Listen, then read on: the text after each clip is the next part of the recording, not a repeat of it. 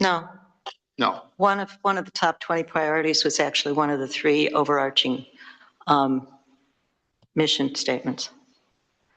Well, certainly there's mission statements, but so the top 20, so greenhouse Guiding gases, things.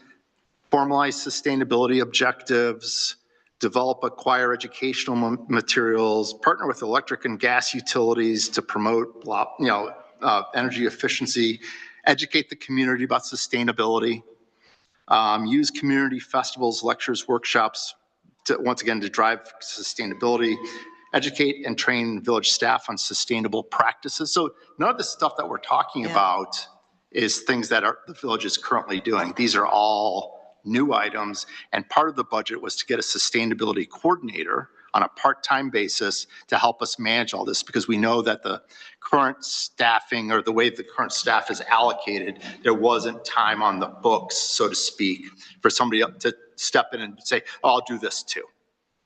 Because we want it to be a priority, we want it to be important. Let's set a meeting if we can. Jeff and Lori is one of the committee chairs, as well as Julie Favaro. Let's set a meeting and we can get together and go over this and see if we can't come to some sort of slimmed down version to bring to the board, or a version or the plan itself to bring to the board. Arrive at that. To make that tenable, we should set a timeline on when that's going to be done. So like in the next month or a couple of weeks, I mean, whatever it takes. Okay. I'll get with you tomorrow about meeting dates available. Okay. It's 7:30, yes. Second, all in favor. Please take your microphones with you.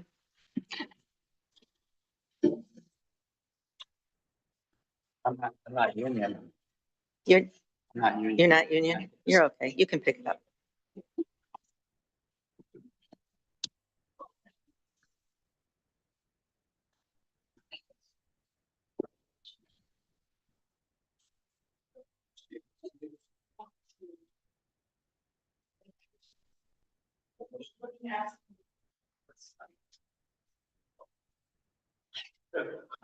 I have a short one.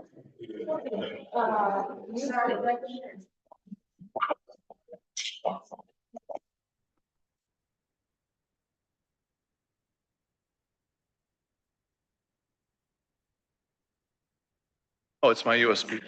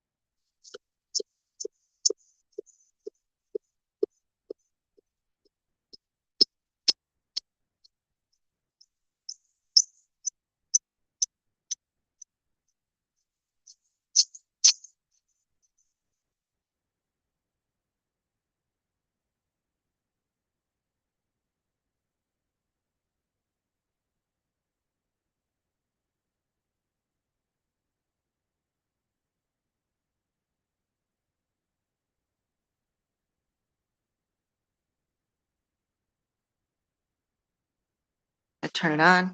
You see, I don't have to, can you hear me, Catherine? Okay.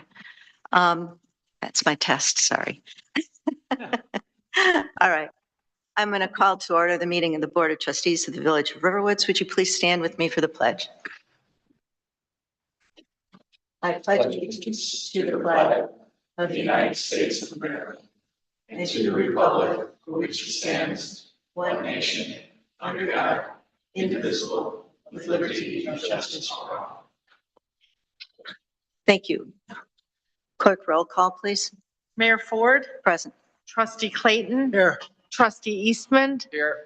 trustee Jamerson, Here. trustee Rath, Here. trustee Smith, Here. and trustee Trevino. Here. We have a quorum. Thank you. Before we go further, I would like to mark the passing of some individuals. Chuck Stewart, who is an important person in our history. He was our first village forester. But for Chuck, we would likely not have a woodland ordinance. He was steadfast in his support of us and steadfast in his support of how we can live in the woodlands. Second is the passing of Moses Diaz, who was with us, and he helped us a lot in writing our finances and getting our finance department in line.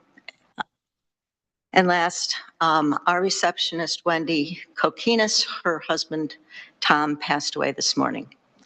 So we have had some hits to our family, and I would like to take a minute to be silent and think of those folks and their families in this hour of grief.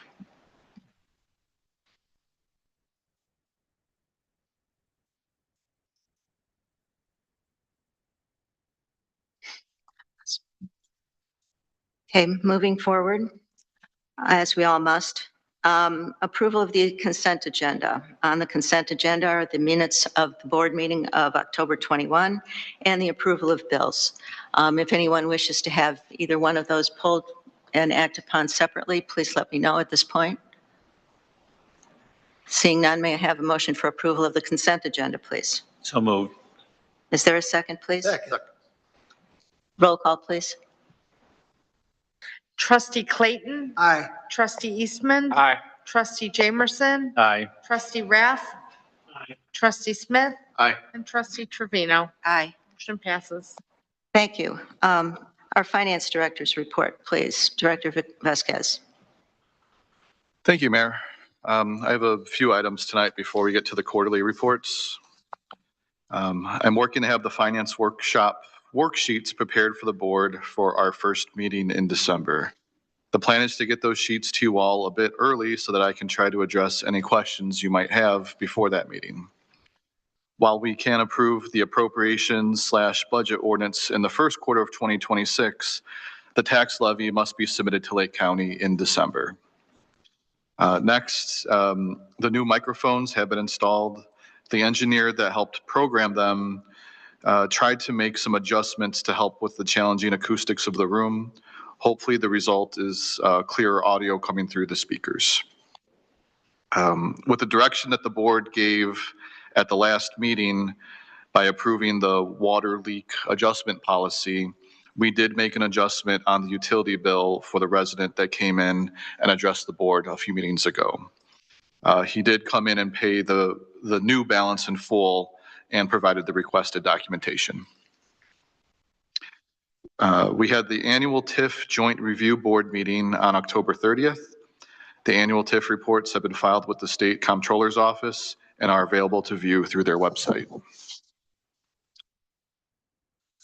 This Friday will be the next round of interviews for the accounting manager position after an initial round of phone screenings that we already held. I'm hoping by the next time we all meet that I can report that an offer has been made. Next, after some discussions with Nationwide, the company that provides deferred compensation retirement plans for eligible village staff, we will be adding an additional option for employees to choose. Currently, they can select a 457B plan. We will also add a 457 Roth plan. There is no cost to the village to add this plan, and it will enable employees that meet certain criteria to take full advantage of catch-up retirement plan options. In the past week, we met with the fire district to go over the reimbursement for the various invoices related to the FedLife demo project. We went over all the invoices from the various vendors, and they seem in agreement with what we came up with. I thought it was pretty notable that I believe it was a $300,000 cap that was part of the IGA for their portion. And after going through all the numbers, which Director Witt did pretty painstakingly, they would have been, without the cap, they would have been at 304,000. So it was a pretty good projection that was done. And then finally presented tonight are the unaudited financials for the third quarter of 2025, which can be found on page 23 of the packet. I'll start with the general fund. Starting with the revenues, we are overall trending ahead of our budgeted target for the year, with over 88% of budgeted revenue received at this point. This looks much better than last quarter now that property taxes have been mostly collected. Of particular note, home rule taxes and municipal sales taxes both exceed our projections for the year with 1/4 of activity left. State income taxes, electric utility taxes, and cable TV franchise fees are trending right at 75% or higher. The municipal fuel tax is at 68% of budgeted revenue, and hotel tax is at 82%. A matured CD brought in an additional $250,000 of revenue, which we will work with the village treasurer to come up with a plan to reinvest. Without including that CD, the general fund would still be at 83% of projected revenues through the third quarter. Expenses in the general fund are overall near 75% for being 3/4 of the way through the year, which is the same as where we were through the third quarter last year. Due to our conservative nature for budgeting expenses, this is in line with our expectations. The general fund is now showing a $773,000 surplus at the end of the third quarter, which is slightly ahead of the $517,000 surplus we had at this time last year. Again, due to the conservative budgeting of expenses, not all items that we budget for in 2025 will be expended. If there are opportunities for savings, or if it is determined that some of those items are not needed for 2025, our staff takes advantage of those opportunities. Over in the MFT fund, revenues are trending right on target at 77% through the third quarter. Expenditures are at 0% for the year. We have a very large budget for MFT expenditures in 2025, which was put forth with the anticipated work for the Saunders Road projects. Due to the delays in the projects that Director Witt has kept us informed on, we will likely not see these expenses happen in 2026. Over in the water fund, revenues are at, I think, 75% of the annual budget amount. At this point in 2024, revenues were at 80%, and they were at 74% at this point in the year back in 2023.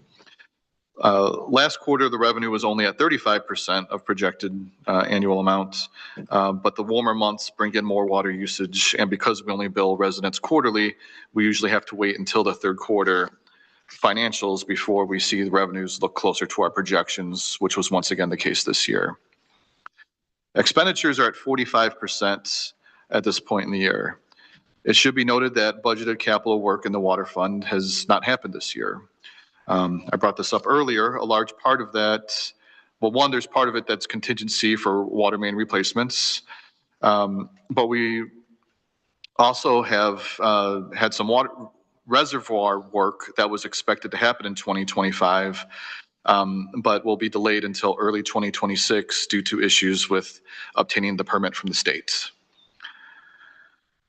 We've also seen some savings in terms of main repairs due to utilizing our IGA with the county to take care of break repair work. Over in the sewer fund, revenues are at 103% of the budgeted amount for the year. We've been trending ahead of our budgeted revenue in recent years, and I will look to make necessary adjustments to our projections for the 2026 budget. However, as we discussed, we do have a number of capital projects that will need to happen in the near future. The lift stations, notably one of them. So this surplus in revenue projections should help offset the cost of those projects. And again, Director Witt and I will be meeting with GHA to go over all capital projects in the near future to make sure that our projections are a little bit more targeted. In the sewer fund, expenditures are low at this point in the year, only 16% of what we budgeted, which is actually ahead of the 13% we were at this point last year. Not all the maintenance work included in the budget will happen this year. Grinder pump maintenance is only at 40% of the projected 151,000 that we budgeted for the year. In the last few years, we've seen activity for that line item in particular have a great level of variance, but we also know we need to be prepared for expensive repairs or replacement work if it comes up. Also, no sewer capital projects were completed in 2025 as we look to make use of the recent televising data to have a better game plan for projected sewer capital projects in the future.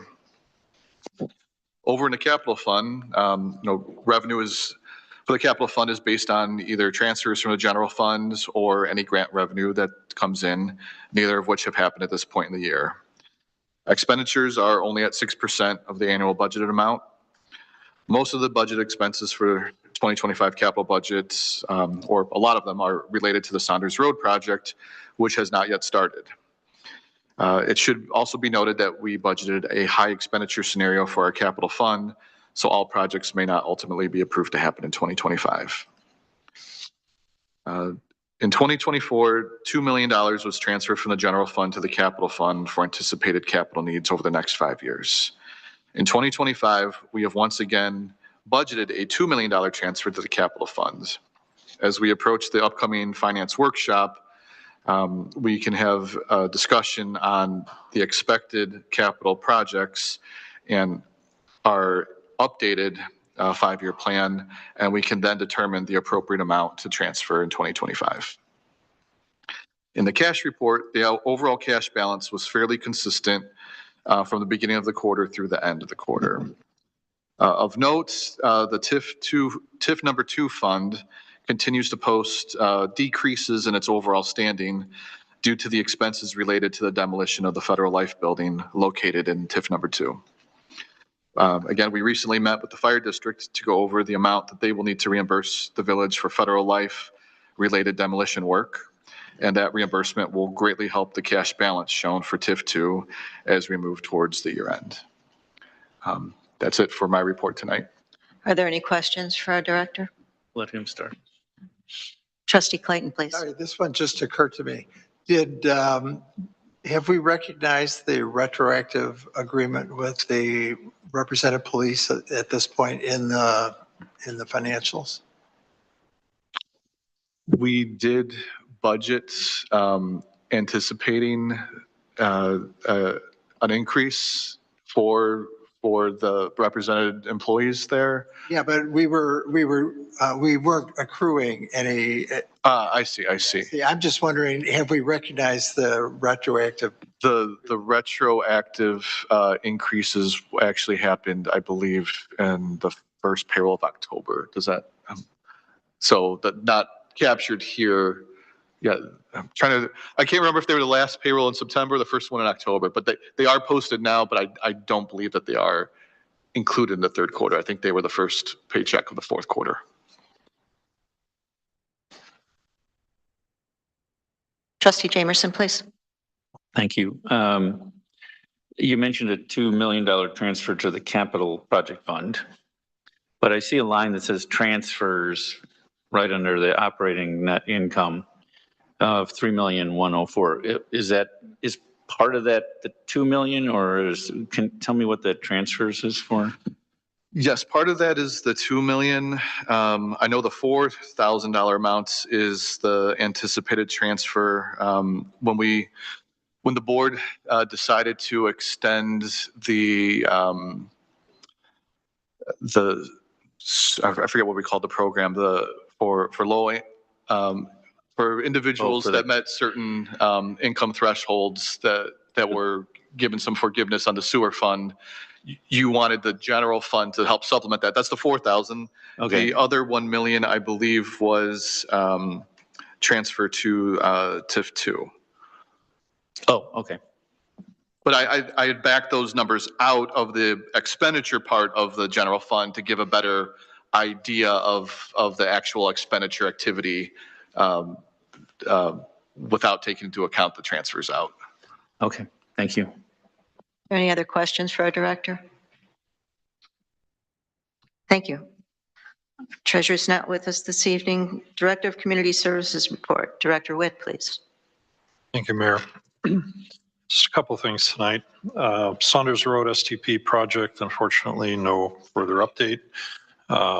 Legal counsel for IDOT has been very standoffish and not allowing staff to really give us any kind of updates on where we stand with that. So we really don't anticipate any kind of work happening on that project till sometime, hopefully first quarter, more likely second quarter of 2026. With regard to the water main break at Brayburn and Saunders Road, contractor has confirmed that they will do the cut over on this coming Monday. Notices will be sent out to about 22 properties affected in the area. Those will go out on Thursday. The boil water notices will be sent out as part of that to the affected property owners. It's likely they will be having to boil water for at least 24 hours on that. But they do anticipate the full shutdown to occur from early morning, probably through mid-afternoon would be my guess, if all things work well. Everything else will be set by that time, other than just the final cut-ins. The Thorn Gate water main break project, or analysis, I should say. The contract's been signed with Huff and Huff. The borings are being scheduled, but I don't have a firm start date yet. Notice will certainly be sent out to residents in advance so that they have an idea that all of a sudden they see activity on the streets, they'll know what's happening. Want to keep them well informed on that. As Director Vasquez indicated, we did meet with the fire district. A couple things on that particular property. We are working on final closeout for the Fed Life demolition. We should have one more payout to occur, which should essentially just be a couple $1,000s worth of retainage that's left over. There is no continuing work at this point. The fire district, we met with them last week. They talked about their plans with regard to, how they're moving forward, what they're doing at this point. They're looking at, better public outreach and looking at ways they can get their message across as far as the need for the station. And Hager Engineering is working on the survey work going on for that entire parcel so that we can be moving forward with full design on the detention basin. So we hope that that work would be occurring somewhat soon in 2026. And then kind of behind the scenes things, we are still continuing to work on code upgrades for our current ordinances and some of the building codes, some minor things. I know that Trustee Jamerson has done his end of things on the electric. We continue in-house to work with each of the consultants on things that we feel are essential with regard to the wetlands, woodlands, and other engineering. We're trying to pay a little more attention to the wetlands. We think we have woodlands are fairly covered. However, Steve Zimmerman is looking at that to make sure that we are still up to snuff and are well taken care of. But in the same sense, I feel that we have a little bit of lacking in the area of wetland protection. And since the wetlands are as much of the character and the need for the survival of the woodlands within River Woods, we're taking a close look at that, including things like not only on-site detention, but also runoff and impervious surfaces, and seeing how we can work with all of that to help manage stormwater control, even site by site, instead of as a global issue with pipes in the ground. Along with that, we are revamping each of the building permits. Our ordinance actually requires up to 3 separate permits: a development permit, a site preparation permit, and a building permit, depending on what type of project we're doing. And the village has been limping along with one permit application to cover all of that, as well as individual projects like roofs and electric upgrades, things like that. And I think we have a need to move forward with being a little more project specific. So the permit apps for those three previously mentioned projects, development, site prep, building permit, those have been revamped. And we are preparing some other handouts from a PubMed perspective. Some of these we've already got on the website. Things to allow design professionals to fully know what drawing submittals that we require, so that we reduce this back and forth give and take on plan review. Oh, you missed this, or you missed that. And if they miss something, then it's on them for sure. But we want to make sure that we throw that out there right up front so that they can work with that. And along with that, maybe a little more unique, is checklists for general contractors. So based on the project type, they will be given a list of what inspections they need to call for, and the order that they need to be called in. And that same form will work as the inspection checklist, so that it can have a pass-fail record. So one sheet will cover the entire project at this point. So we're just looking for ways to reduce staff time, reduce the paper trail that has to be created, cut down less trees to be able to process our permits. That's all I have. Are there any questions? Trustee Jamerson. I have a question. I'm concerned about Saunders Road. If it gets pushed back to next year, which it sounds like that's what's going to happen, is the contractor going to hold their prices? Because typically on a public project, there's a period of time that you have to hold your price for, but if the construction doesn't start, all bets are off. Are we looking at a possible increase in the cost of the project?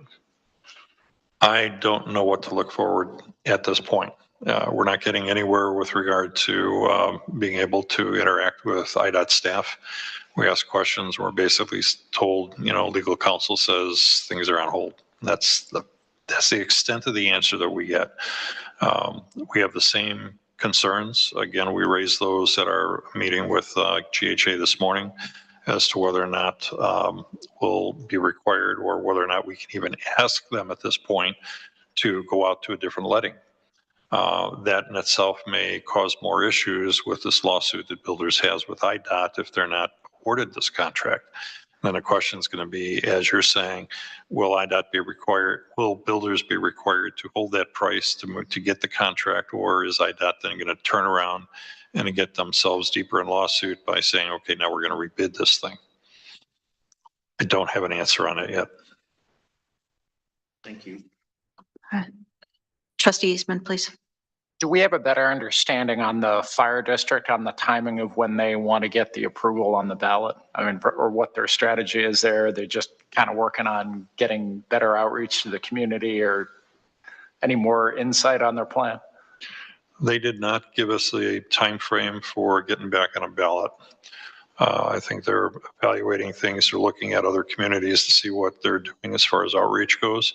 But we didn't walk away with a definitive plan to say by this date they're going to go out, be on a referendum, and have any kind of certain date that construction may start on that site. What we're looking for at this point internally is how we're going to handle our project in light of the fact that that project for them may occur next year, may occur in 2 years, may occur in 3 years, we don't know. But what we want to do is move forward with our obligation with the county and get the detention basin taken care of. And if we have to, we'll just level off the pad for the fire district and then decide whether or not we take the fence down totally or just enclose their property. That's something they're going to have to tell us how they want to handle that from their legal aspects. But I anticipate that the village is going to move forward, hopefully, and finish within 2026 to get our work done for the county so that we fulfill that obligation as part of the IGA. I think that's important. I think it's important that the residents understand that, and that, kind of what the path forward is there, given that you do have the fence around the project. And I think that's good that at least we can do our part, and then it's up to them to do their part. Right. And as soon as we can establish what a potential letting for the project would be, we want to get that out on the website for those that actually monitor that so that we can keep an update on it.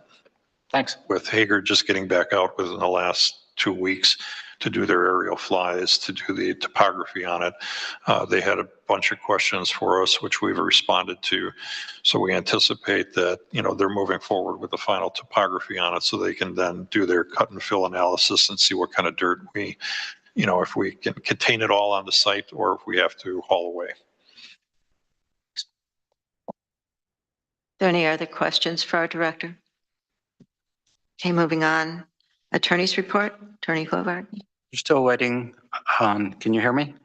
We're still waiting on comments from Quick Trip, some revision to their plans so we can keep moving forward with that annexation. Verizon, we're working through some of the details of the potential lease that they provided to us. And one of the things that struck me, and I've been talking with Director Root about this, is the nature of the antennas. I mean, what's attractive to Verizon about the water tower is the antennas go on top of the ball. We've never had that before. All the other instances, the antennas are clustered on the stem below the ball. So when I looked at the plans that they provided that showed the installation on top of the ball, I thought, that's going to look a little different. Director Wood has some ideas about how to screen that, but I just wanted to mention that to you because I think we should probably share that with you once we refine it a little bit and make sure that, you're not troubled by it. Trustee Clayton, please. I don't know if you were done, but does that mean that we have to have a new structural analysis? Well, they put the antennas up and then they have a handrail of some sort so that people up there servicing it don't fall off the edge of the ball. Director Wood can probably fill you in better. There would be a structural analysis required no matter what they do up there because we're obviously increasing the wind load, but based on previous experience in this field, it's likely that it's close to negligible. However, if we decide to screen the antennas with some kind of fiberglass shroud so that the antenna signal can go through that, yet it actually blocks the view of it, it becomes a different story. However, there are ways that we can get that minimized so that whatever panel is actually put up there doesn't necessarily go straight to the top of the water tank, that there's some air space below so that whatever is catching on the ball of the tank actually flows straight through it. So we can minimize, but that certainly in itself requires an analysis. But I would not anticipate this to be anything that we have to structurally reinforce this water tank. But I haven't seen drawings. I haven't looked at anything. I haven't read the previous analysis to see how much cushion there may be. But in my background in over 12 years of doing wireless sites, I think it's a feasible approach. Trustee Jamerson, please. So would we be responsible for the screening or would that be something that they would be doing? Typically, we would throw that at the carrier to do. And then the second question is, why does it need to be screened? I mean, who All depends on cares? why would we want it? Yeah. Okay. It's strictly an aesthetic issue. Okay. Well, Strictly aesthetics. That's all it is. all right. Well, I was just really taking the temperature of the board to see how sensitive you might be to, some people have an attachment to the way that the water tower looks. We painted it. It's okay. You'll see the drawing. no, I go by there so often and I stop and I look at it and I go, that is a beautiful ball on top of that Okay. water tower. And I don't see any reason why we should put anything on top of it. I mean, You try to be transparent. You get At it. a minimum, what you could do is you That can was require it all to be painted out to match the ball of the tank. That helps to a Okay. point. Okay, I didn't want the board to be surprised. The other last thing is I did a little research on the subject of creating the village street over between Elevate and CubeSmart. And I think what we need is a plat of highway, which is a type of plat that's developed under the Plat Act. And so at some point, we'll be getting that prepared, I think, and then bringing that back to the board to approve. This is to make that segment a village street. Yes. Are there any other? May I add one more thing? As long as we're talking streets, perhaps we should talk about Discover Lane, which may get changed to Capitol Lane or something else. The Capital has asked to rename that street. And without there being any addresses on it. The village has acquiesced and said, do what you want to do, with the thought that they need to contact the fire districts, the police department, et cetera, the county, and let them handle it with that. We have nothing that's an address on that particular vanity name, but they have an intent to rename that street, just so people know. Anybody, trustee Jamerson? Yeah, well, we're going to have the same issue with CCH Way, which is the Walters Clore Street. So I'm sure that the people that are going to eventually move in there are not going to want to live on CCH Way. But Any other comments or? Yeah. Okay. Are there any questions for our village attorney at this point? Okay, moving on. Police report, please. Please, chief. Police activity is in the board packets. I'm pleased to announce that Kim Kelly joined our village team on October 30th as a full-time employee, splitting time between the police department as a records administrator and Village Hall as a utility billing clerk. She has worked with the Deerfield Police Department as a dispatcher since 2014. She's going to continue working for them part-time while she works full-time for us. Her duties were previously handled by Dana Litwin. Dana is going to stay with the village, but is going part-time. And her primary duties will be our e-newsletter and website management, and assist where needed at the PD and at Village Hall. Any questions? Thank you, chief. Plan Commission report. Chair Brightcroft.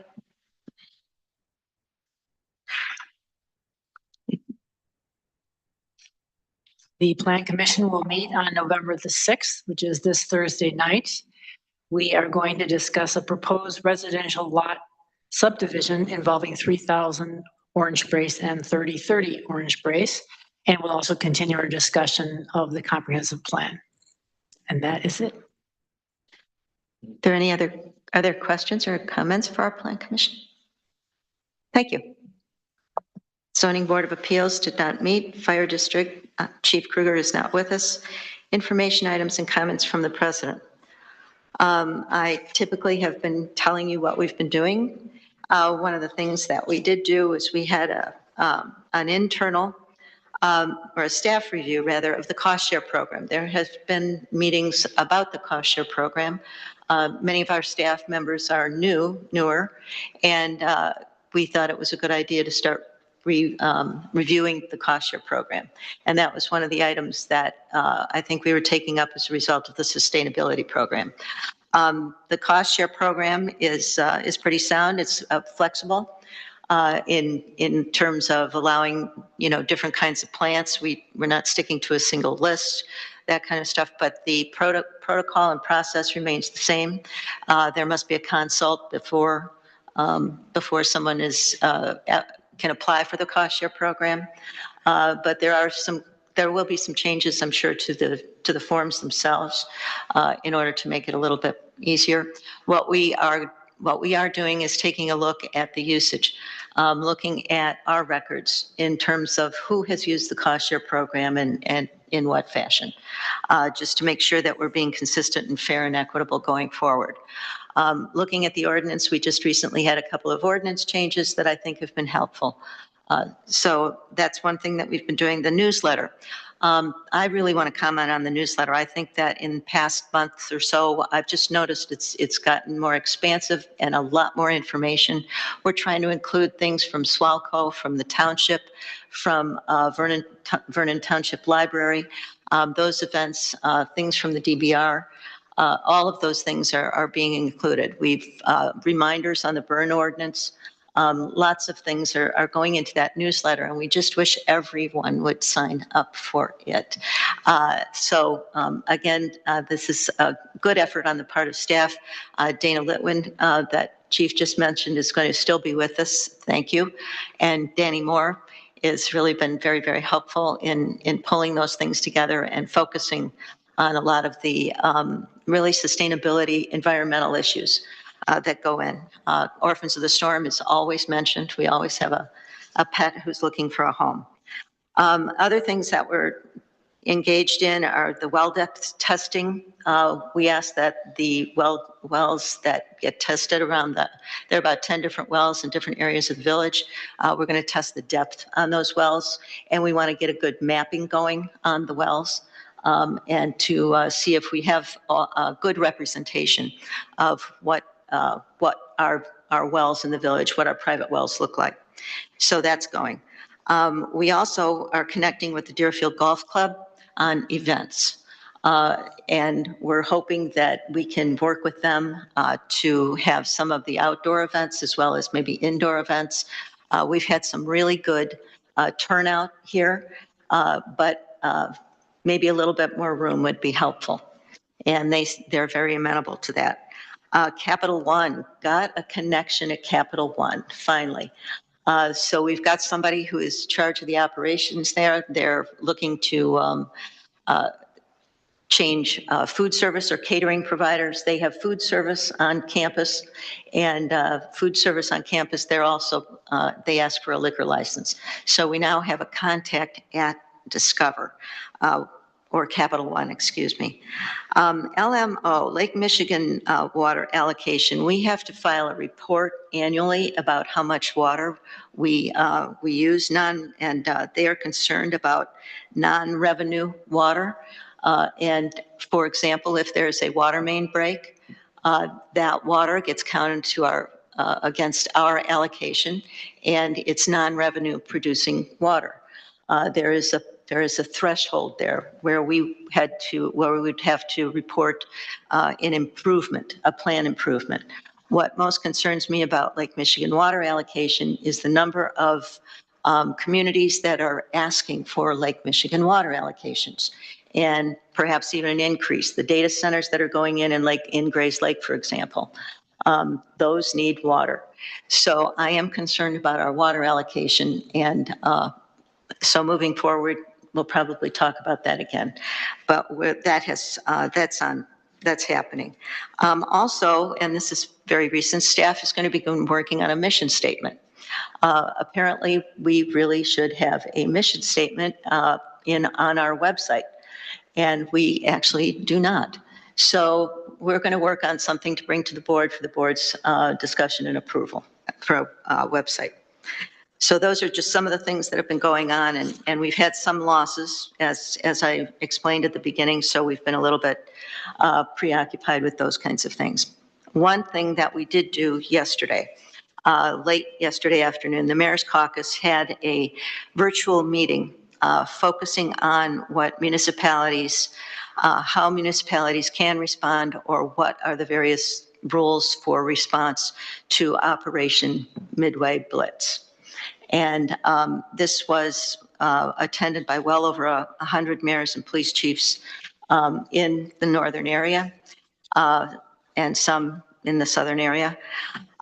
There were reports from members of the Illinois Attorney General's office. And in the legal section of the presentation, it was 10 minutes for this, 10 minutes for that. So it was very intense. Use of municipal property came up, and there's something called the Trust Act, and Chief is going to correct me if I'm wrong, because we were on the call. We were both together, and our police are not to assist, but they are not to impede. Our police are there for public safety purposes. When it comes to the use of municipal property, that there are some definitions of allowable use. However, there are municipalities that are passing resolutions and ordinances restricting the use of public property for staging detention activities of the ICE people. On the enforcement category, we had the Chief of Lincolnshire, Chief of Police of Lincolnshire, Chief of Police of Vernon Hills was also the head of NIPUS. We are a member of NIPUS, and the Illinois Police Chiefs Association head. And they are indicating that the activities right now and the position that our police departments have been put in is not sustainable. They are being put in the position of being a human fence, and it is most difficult, most difficult. On the accountability section, former Judge Chief Castillo is now chair of something called the Illinois Accountability Commission, and former Mayor Lightfoot is also on that commission. They are at this point collecting information. They want to be a central repository about police activities and ICE activities in particular, and collecting information about what kinds of issues are coming up, detention issues, lack of discipline, those kinds of issues. So there's a lot happening. The communities around us are all very concerned about what is going on. Chief reported the other morning, we did have some ICE people in the police parking lot, and they were told they could not leave their cars there. But they were in the beginning of the staging activities to go into Wheeling. So it's coming, it's touching us. It hasn't touched us. So we just want to be prepared, and we want to know. Our chief has been speaking with other chiefs and has given general orders to our officers that they are not to assist, but they are not to impede. Their main focus is public safety. So, Chief, did I miss anything in that brief little update? No, I think you covered what was covered in the meeting. I just wanted to add what I put out to my officers, along with other directives in a general order. We have a general order on the Trust Act, but I recently put out to them, the Riverwoods Police Department complies with all provisions of the Illinois Trust Act. In Illinois, local law enforcement generally cannot assist in the enforcement of federal civil immigration law. The Illinois Trust Act states that a law enforcement agency or official may not participate, support, or assist in any capacity with an immigration agent's enforcement operations. So in accordance with the law, I specifically instructed my officers that they are not to transfer any person into the custody of immigration agents. They are not to grant immigration agents access, either in person or by telephone, to individuals in our custody. They are not to permit immigration agents to use our facilities, equipment, or databases other than those available to the public for investigative or enforcement purposes. And they are not to provide collateral assistance to federal immigration agents, including but not limited to coordinating arrests, transporting individuals, or providing on-site support. So this is an important issue, and we may come to you with further updates and possibly a request. But at this point, I wanted to let you know that we have been in touch with how we've been in touch and how other communities are trying to gather together and share. Trustee Eastman, please. So I was just going to ask on that, I mean, is it clear that what we're complying with is the Attorney General's guidance on that, right? So it's not, I mean, I think it's just important to establish that that's something that's being established by state law, and this is just our compliance with what's already been determined, correct? Right, it's not just Attorney General guidance, they are providing guidance, but it's the law. Right. I mean, and that's how you implement the law. Okay. That's important to clarify. Thanks. Are there any questions? Okay, thank you. Visitors wishing to address the board on items other than, oh, Catherine, Russ, got anything? Lori, anything new? Okay, let's move on to new business. First item of business, approval of a renewal of the ICMRT contract. Dane, would you like to step up, introduce yourself, and take the mic? Good evening, everyone. Thanks for having me. My name is Dane Mall, and I'm with Alliant Insurance Services. We are your insurance broker, your intermediary with your property, casualty, and workers' compensation provider, ICRMT, the Illinois Counties Risk Management Trust. So I am new to the village's account as your account executive, but I'm not new to the village of Riverwoods. I grew up in the area. I grew up in Long Grove. I went to Stevenson High School. Very familiar with Riverwoods and spent a lot of my younger years here. And I also work in Bannockburn. So I've really strayed far. So I'm really happy to be, working on Riverwoods. 30 years in public entity, working in public entities and for public entities. So I've had the benefit of being on both sides to be able to talk about insurance, which I know is, insurance humor. Everybody's been waiting for this conversation today, I'm sure. Very excited about it. But we are here to talk about things that are often kind of very serious because they deal with how we protect our organizations from loss, property, casualty liability, workers' compensation, perils like that. You have a packet of information about your renewal. I'm not going to go through that in any detail unless there are questions. I'm happy to dive into that.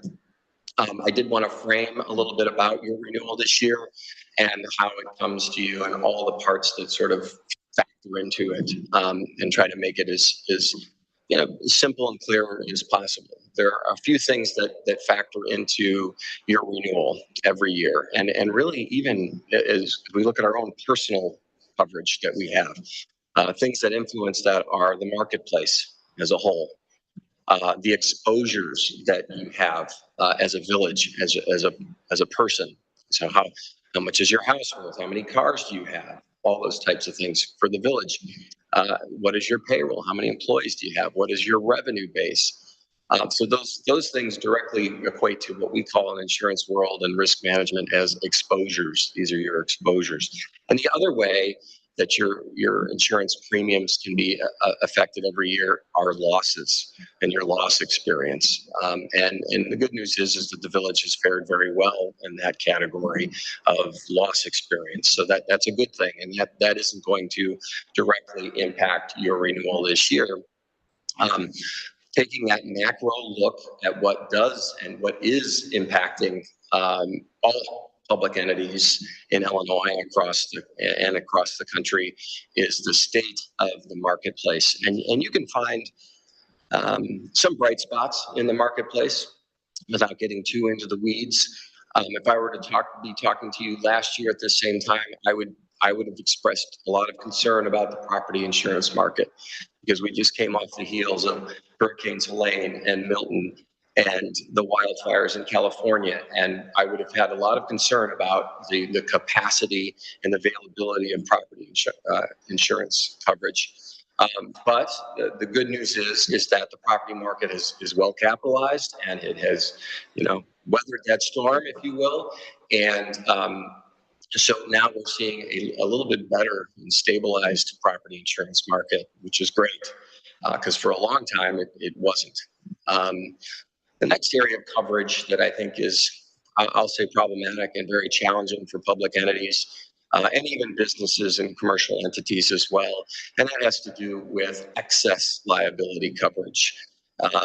It is very challenging because of the thing we call social inflation, and things that may have heard this term being used as nuclear verdicts.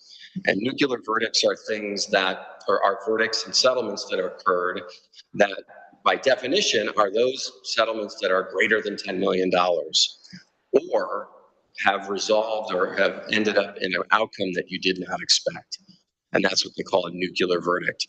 And there are just a lot more nuclear verdicts now. And the costs of claims and lawsuits and settlements has gone through the roof. So that very predictable line of coverage and casualty of being able to say, well, I'll just pick something. That police pursuit case, you might assign in the past the value of, that's worth $1 million. Well, now there are no more $1 million police pursuit cases anymore. So those costs just go up and up and up. So that's driving the excess liability marketplace to a great extent. So we see that. A bright spot is workers' compensation. Workers' compensation has been very stable as long as you have good losses, and you do at the village. So workers' compensation has been stable. Cyber liability that we've heard an awful lot about. A few years ago, boy, it was extremely challenging to get good coverage and to get it competitively priced. But what we found was when things got really tight in cyber, they pushed all the organizations, pushed businesses, pushed villages to make sure that their security postures were ramped up. Things like, acronyms that we never knew of before, MFA and EDR and all these different things. We didn't have any idea what those were. And now we're kind of like, yeah, I know what multi-factor authentication is because it's happening all the time. Those things kind of happened at light speed and enabled then an influx of insurance carriers to come back. And then when you have a lot of people coming back, competition, that means a good thing and prices come down. So we've seen better things with cyber. And last year, in fact, the village had a 30% decrease in their cyber coverage. There's a slight correction for you this year, but all in all, in good shape. As a whole, I think you're aware of ICRMT because you've been with the Illinois County's Risk Management Trust for a number of years. We are the largest intermediary for ICRMT in the state of Illinois. It's where they are primarily in the state. They currently insure over 600 different public entities in Illinois. So that's public counties, villages, towns, mosquito abatement districts, water districts, all sorts. So over 600 of them. They're doing well from a financial standpoint, and they continue to offer very good, stable coverage. However, they're susceptible to the challenges of that marketplace that I just mentioned, because as a pool, we all know the concept of an insurance pool is a group of homogeneous entities gets together and they pool their money, and that's how they cover and pay for their claims. But there's always going to be what we call reinsurance above that pool. And ICRMT has to pay folks, insurance companies, that reinsurance above that as well. So their costs go up too. That has to be then passed on to the members of the pool as well. So all in all, we are seeing some challenging renewals for a lot of folks. I would not consider Riverwoods' renewal to be a bad one. 14% in total of your total premium spend. And that was really largely had to deal with exposure reporting for your payroll on your workers' comp, and also your revenue, which is revenue-based, is extremely important part of your general liability and excess liability premium calculation. So that is in a nutshell. As far as there's been some enhancements to the coverage, but no material changes or decreases in your coverage, which is always good to hear that there haven't been any kind of limitations or sublimits on things. Only a few enhancements on your property coverage, which is good. And then also an addition of non-monetary legal defense, which is fantastic because previously carriers don't usually pay for legal defense for things that are we consider to be non-monetary damages, which carriers don't usually cover. So in the interest of time, I'll ask if there's any questions. I'm happy to answer. Are there any questions? I have a question. Trustee Jamerson, please. Always have a question. Geez. So in regards to the cyber insurance and liability, sorry, I have no idea what our exposure is at this end.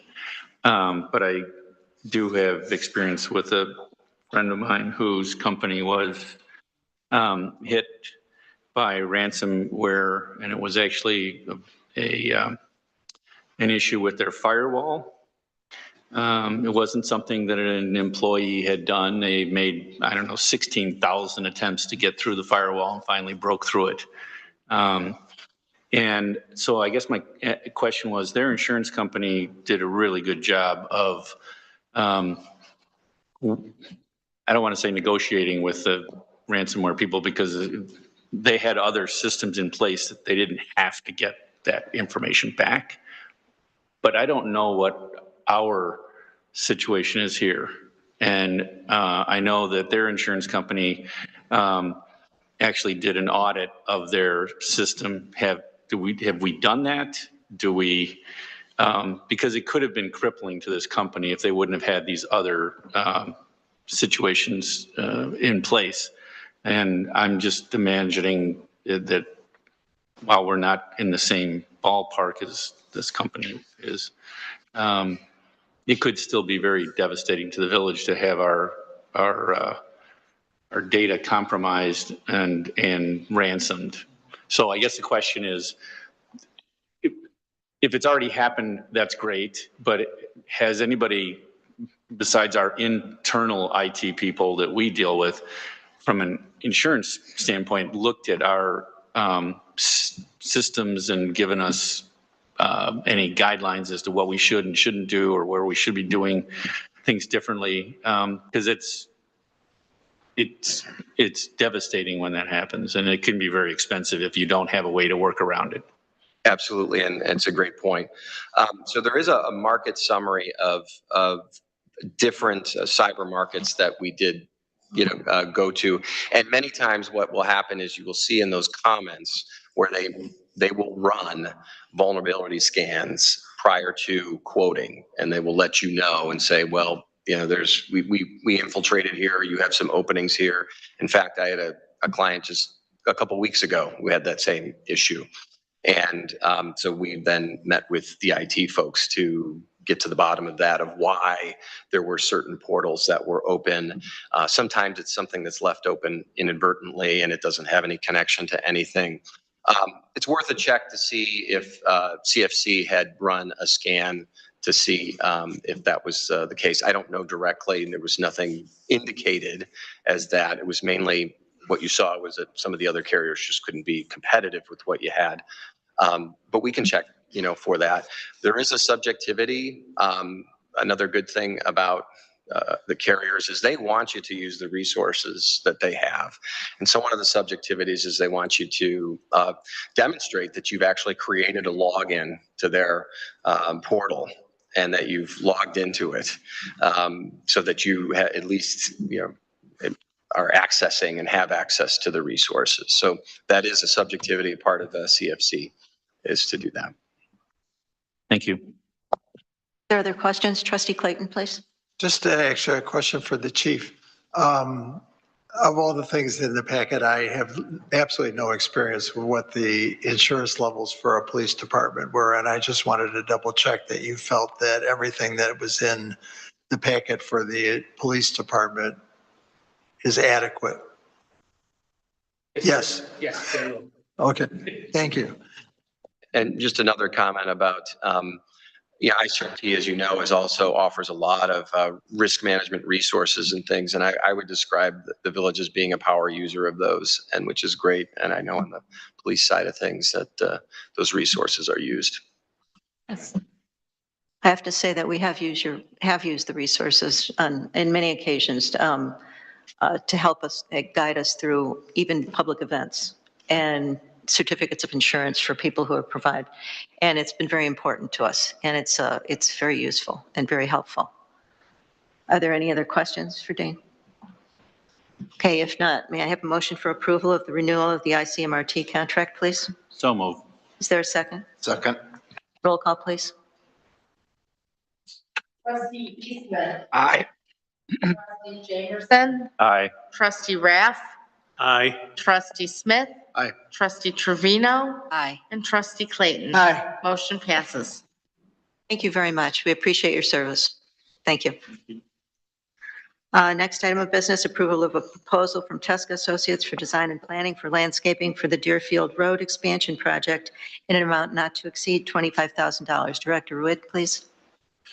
Thank you, Mayor. As you know, this item has been discussed in front of the board several times before.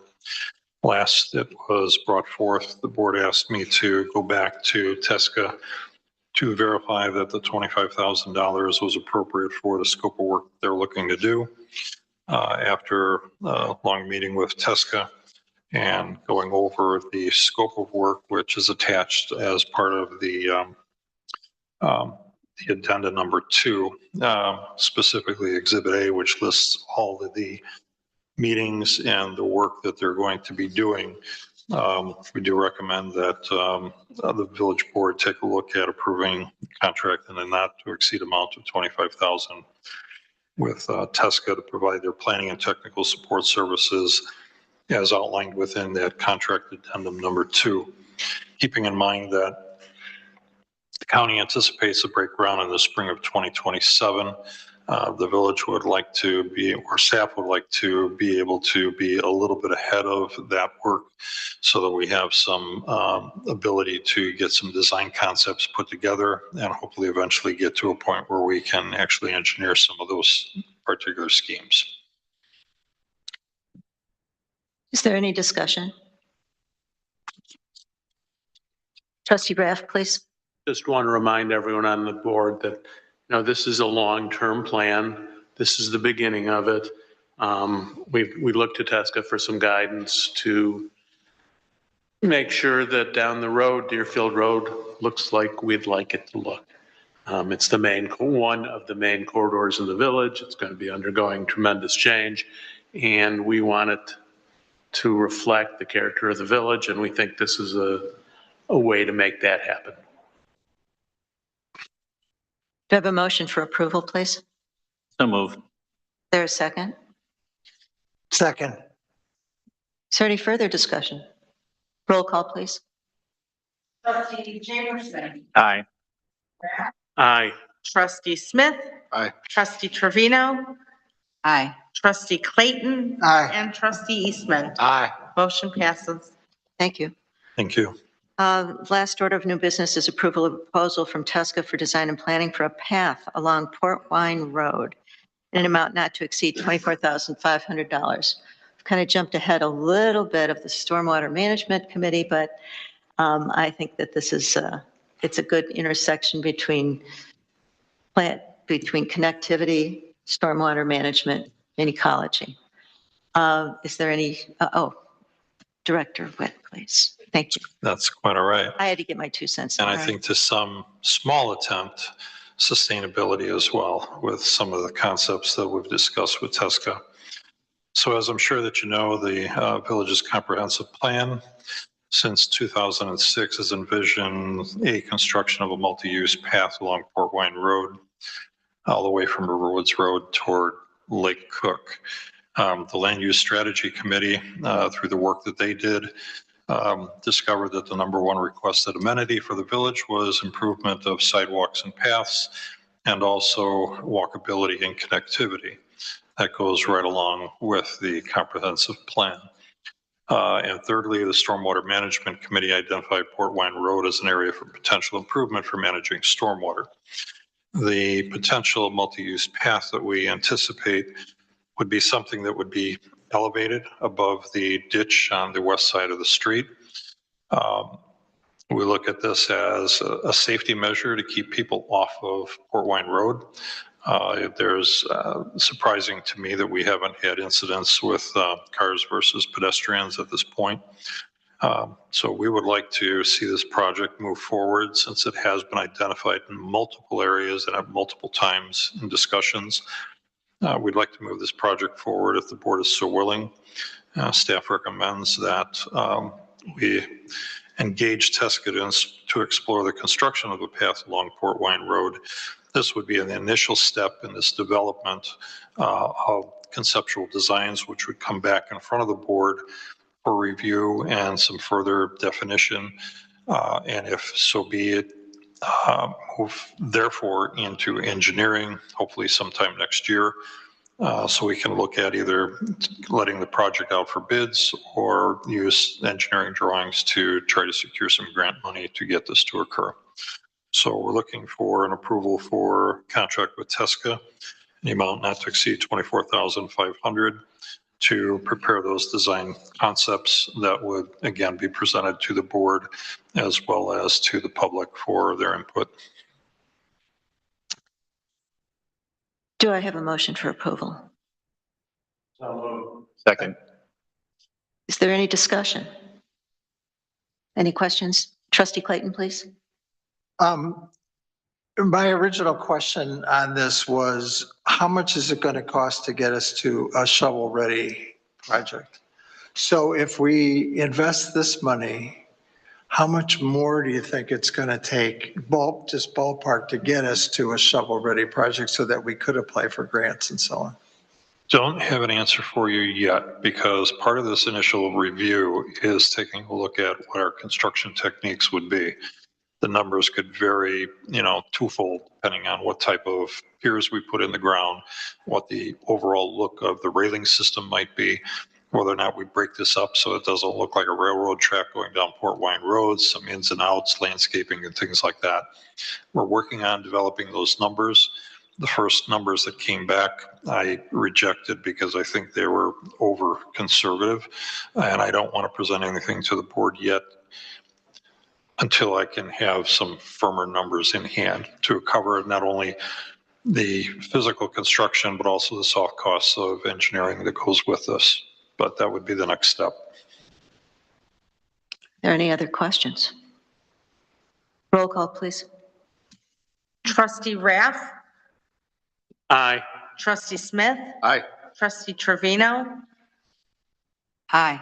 Trustee Clayton, Aye. Trustee Eastman, Aye. and Trustee Jamerson. Aye. Motion passes. Thank you. Okay, there's no old business. Committee reports. Finance, Trustee Clayton, please. With everything going on in the finance department these days, most of the longer term agenda has been set aside until we can stabilize the situation. So that's basically no report for now. Thank you. Are there any questions for Trustee Clayton? Okay, thank you. Next, legal and legislation. Trustee Eastman, please. The only thing I would add is that there's a meeting upcoming next Monday for the South Lake Mosquito Abatement District that Mayor Ford and County Board Member Maine and myself are planning to attend. The hope is that at that meeting, they approve the merger with the North Shore Mosquito Abatement District. So fingers crossed, that would be a really big hurdle in getting us to a much more stable and more efficient for the village resolution to what has been a very long saga. So we'll have an update next time as to how that plays out. Party. That's right. Are there That's any it. questions for our trustee? Quick comment. Oh, yes, Trustee Clayton. I think, I know Kim Stone from back in the Go Green activities, and I know Lori Yes. knows too. If there's anything we could do to assist with her in any way, please let us know. She has been a dynamo. Yeah. And it is really largely due to Kim Stone's efforts that we're here where we are. Her first, and I think I've said this before, her first meeting, prior to her first meeting, she wrote a letter to the Lake County Board in favor of dissolution. And at the end of the second meeting that she chaired, she asked me if we wanted to get together, and we sat down at the Botanic Garden where she told me about her plans for consolidation. That's like 180 degrees in a second. And she has been enormously helpful in dealing with the other county board members, and just her efforts to change the staff that supports the county, the district's board. And this is just, I mean, it's entire. I made a public statement that I disagreed with her, and I actually wrote the county board or said it at the county board that I disagreed with her. Some of her comments, some of her criticisms were reasonable, but that it would be to her credit to right the ship. And this is to her credit. Absolutely. And I would add that, I mean, the fact that she's been able to move so fast in terms of getting this done is going to make the actual, resolution of it a lot easier than it might otherwise be had the county board been able to act sooner. Right. So she's been great. Astonishing.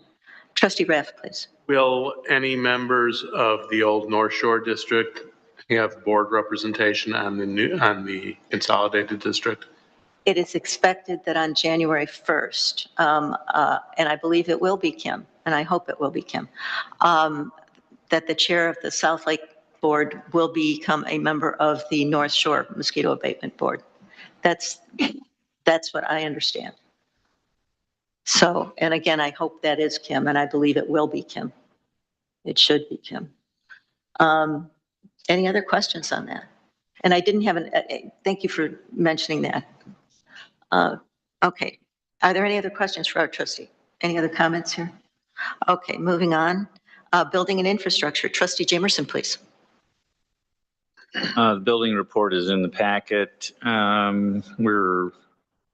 Construction values just a hair above what it was last year, year-to-date 2025 to year-to-date 2024. Permit fees, however, are almost 50% more than last year just because of the different types of work. We had a lot of re-roofs last year, and the permit fees for those are not as large as for remodeling projects or other permitted projects. The Stormwater Committee is expecting to meet in November. I don't think we've got a date yet, but we will be meeting this month is the hope. So that's all I have. Any questions for our trustee? Okay, moving forward. Land use, trustee Raff, please. I have nothing to report at this time. Okay, are there any questions for trustee Raff? Okay, moving forward, sustainability and community services, trustee Smith, please. Yeah, sure. So we, for the sustainability, we're scheduling a meeting to talk about how to progress this to the next step. And I think in terms of just some of the other things going on within community services, you know, we had the pumpkin smash with Swalco. We've been communicating a lot of ways for residents to do better things with their waste. So I think that's all positive and more to come. Are there any questions for our trustee? Okay, seeing none. Communications, trustee Trevino, please. Yes, I have an update on the community survey, and one is that I shared data findings from phase 1 and implications for the comprehensive and sustainability plans. And I'll be reaching out and starting interviews with staff and board of trustees and consultants soon. Are there any questions for our trustee? Okay, seeing none. I threw stormwater on it, but just to maybe expand a bit, the Stormwater Committee will be meeting. The Stormwater Committee passed along some comments to GAWAL some time ago, and we have now gotten a response. So that response was sent out to the Stormwater Management Committee, and we intend to meet to go over those responses. And there's quite a number of them, but one of the great things that comes of it is the really high ranking of the Port Wine Road project, which fits quite nicely with what we are planning and hoping to do. So I just wanted to throw that in there. Are there any board comments moving along? Board comments, anything more? Okay, no reason to go into executive session. So the next time and date would be, our next regular meeting is November 18th at 7:30 p.m. Do I have a motion for adjournment, please? So moved. Second? Second. All in favor? Aye. All opposed? Thank you.